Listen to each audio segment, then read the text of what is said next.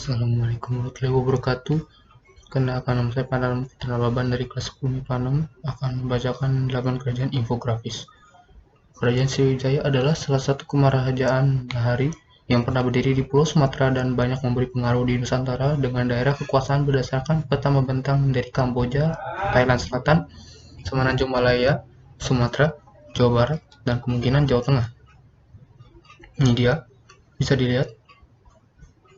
Dalam bahasa Sanskerta, Sri berarti percaya atau gemilang, dan Wijaya berarti kemenangan atau kejayaan. Maka nama Sriwijaya bermakna kemenangan yang gilang gemilang. Bukti awal mengenai keberadaan kerajaan ini berasal dari abad ke-7. Seorang pendeta Tiongkok dari dinasti Tang, Itsing, menulis bahwa ia mengunjungi Sriwijaya pada tahun 600-1001 dan tinggal selama 6 bulan. Selanjutnya, prasasti yang paling tua mengenai Sriwijaya juga berada pada abad ke-7, yaitu prasasti Kedukan Bukit di Palembang pada tarikh 682. Kemunduran pengaruh Sriwijaya terhadap daerah bawahnya mulai menyusut dikarenakan beberapa peperangan. Di antaranya tahun 1025, serangan Rajendra Cholai dari Coromandel. Selanjutnya tahun 1183, kekuasaan Sriwijaya dibawa kendali Kerajaan Dharmasraya. Setelah keruntuhannya, kerajaan ini terlupakan dan keberadaannya baru diketahui kembali lewat publikasi tahun 1918 dari sejarawan Prancis Georges Coedes dari École Française d'Extrême Orient. Kerajaan Singosari sering ditulis Singosari adalah sebuah kerajaan di Jawa Timur yang didirikan oleh Ken Arok pada tahun 1222. Lokasi kerajaan ini sekarang diperkirakan berada di daerah Singosari, Malang. Berdasarkan prasasti Kudadu, nama resmi kerajaan Singosari yang sesungguhnya ialah Kerajaan Tumampel.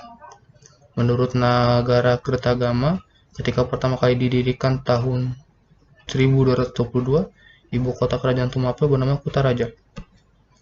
Kerajaan Majapahit adalah sebuah kerajaan yang berpusat Jawa Timur Indonesia yang pernah berdiri dari sekitar tahun 1293 hingga 1500 Masehi. Kerajaan ini mencapai puncak kejayaannya menjadi kemaharajahan raya yang menguasai wilayah yang luas di Nusantara pada masa kekuasaan Hayam Wuruk yang berkuasa dari tahun 1350 hingga 1389. Bisa dilihat nih wilayah kerajaan Majapahit, peninggalan sejarah kerajaan Majapahit Acarya dan pendiri kerajaan Majapahit Raden Wijaya.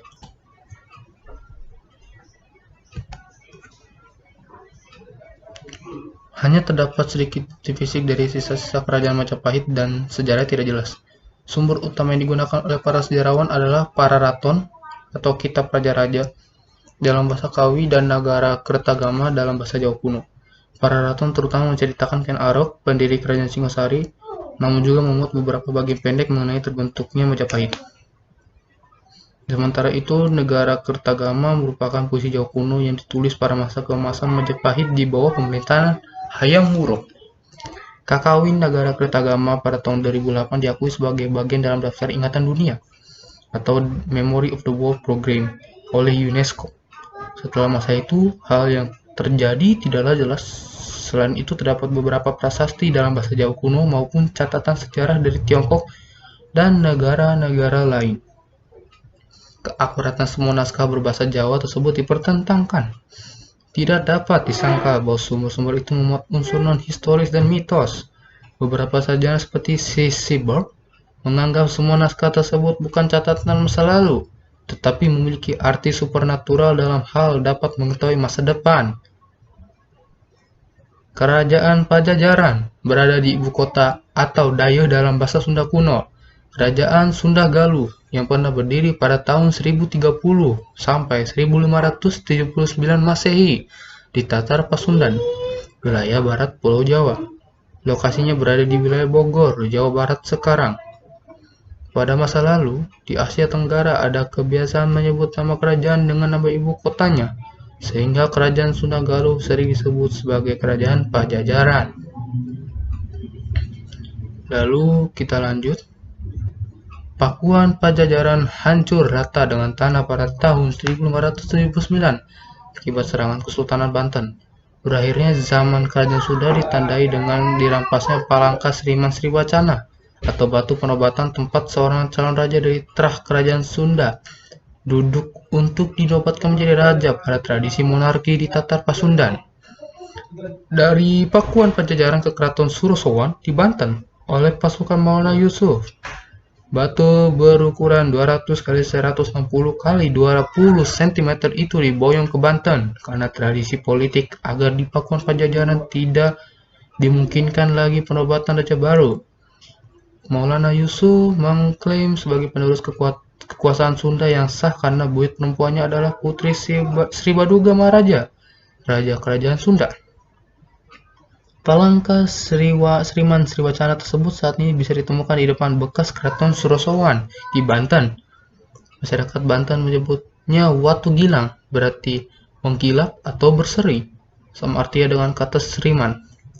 Saat itu diperkirakan terdapat sejumlah penggawa istana yang meninggalkan istana lalu menetap di daerah Lebak.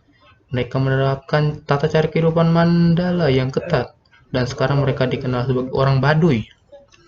Raja-raja yang memerintah di Pakuan Pajajaran. Berikut adalah raja-raja yang memerintah di Pakuan Pajajaran.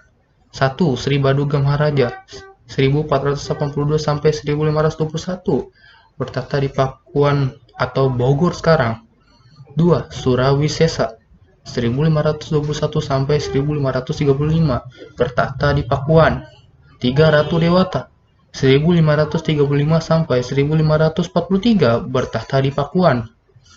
Keempat, Ratu Sakti 1543 sampai 1551, bertahta di Pakuan.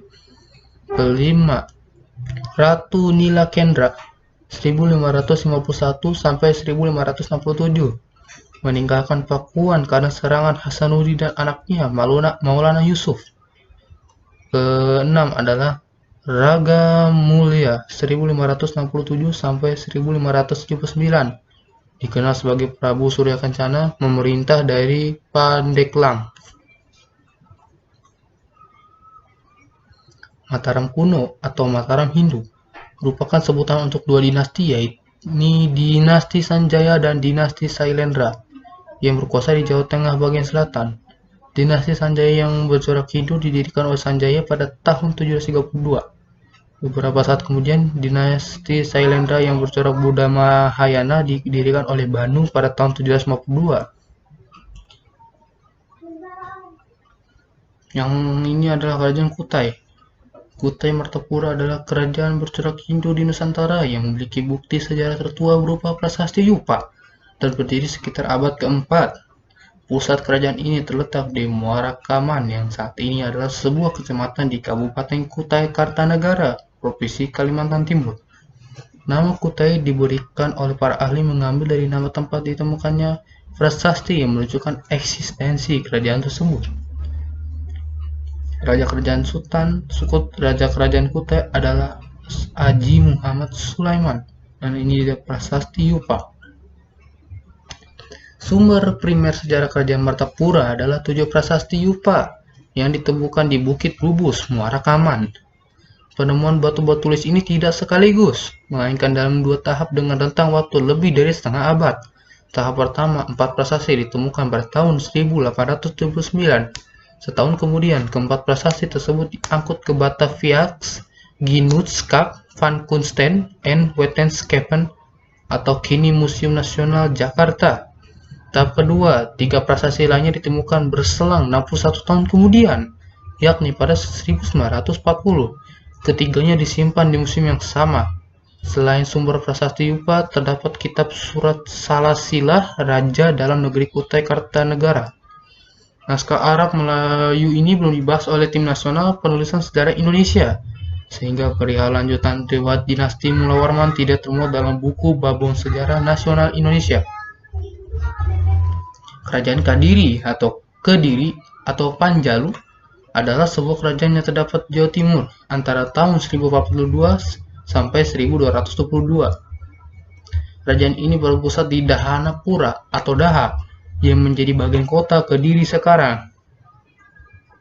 Ini adalah Raja Sri Jayawarsa. Ini adalah peninggalan sejarah Candi Tondo Wongso. Tarumanagara. Tarumanagara atau Kerajaan Taruma adalah sebuah kerajaan yang pernah berkuasa di wilayah barat Pulau Jawa pada abad ke-5 hingga abad ke-7 Masehi. Tarumanagara merupakan salah satu kerajaan tertua di Nusantara yang meninggalkan catatan sejarah dan peninggalan artefak di sekitar lokasi kerajaan. Terlihat bahwa pada saat itu, kerajaan Tarumanagara adalah kerajaan Hindu beraliran Wisnu. Ini adalah letak wilayah, sayangnya ketutupan webcam. Ini adalah letak wilayah kerajaan Tarumanagara berada di Jawa Barat, di tepi Sungai Cisadane, yang saat ini merupakan wilayah Banten. Dan ini foto ini adalah Sang Wisnuwarman, adalah raja kerajaan Tarumanagara keempat. Ia menggantikan ayahnya. Kitab negara Kereta Bumi Sarga 1 menyebutkan bahwa Sang Wisnu yang mahir berperang. Sang Wisnu dinobatkan menjadi Raja Tarumanagara dikala sempurna-sempurnanya di 14 paruh terang bulan Posya 356 di tahun Saka atau 356 Saka atau 434 Masehi. Dan ini adalah Prasasti Tugu. Prasasti Tugu adalah salah satu prasasti yang berasal dari kerajaan Tarumanagara.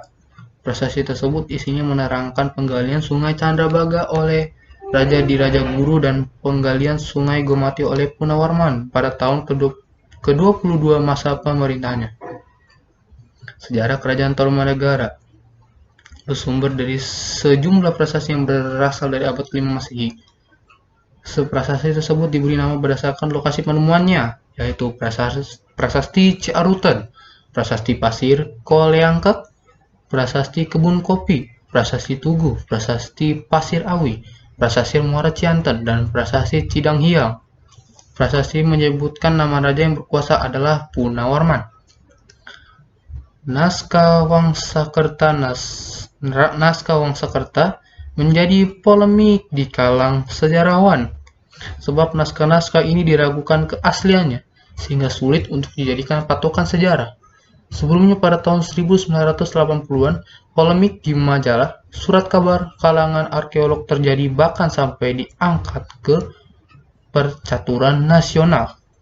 Penulisan naskah Wangsakerta berlangsung selama 21 tahun di bawah pimpinan Pangeran Wangsakerta menggunakan kertas daluang dan tinta hitam dan bertahan selama 100 tahun. Dapat dikatakan bahwa naskah yang ada di Museum Sri Baduga merupakan naskah salinan isi dari naskah ini mendeskripsikan mengenai sejarah pulau-pulau di Nusantara, Pulau Jawa dan Sunda. Bahkan uraian sejarah tertulis lengkap mulai dari kerajaan-kerajaan yang ada di Nusantara hingga daftar raja-raja yang memerintah dan tahun pemerintahan tertulis secara rinci. Naskah Wangsakerta terdiri atas 5 kerajaan dengan judul Cerita Parahyangan, Nagara Krep Bumi, Pustaka Dwipantara Parwa, Pustaka Pararatuan, Ibumi Jawatwipa, dan Pustaka Raja Ibumi Nusantara. Polemik muncul sebab naskah-naskah ini tergolong modern dan begitu lengkap. Sekian dari saya, infografis mengenai 8 kerajaan di Indonesia. Mohon maaf jika ada kesalahan kata atau apapun itu. Semoga kalian terhibur. Terima kasih.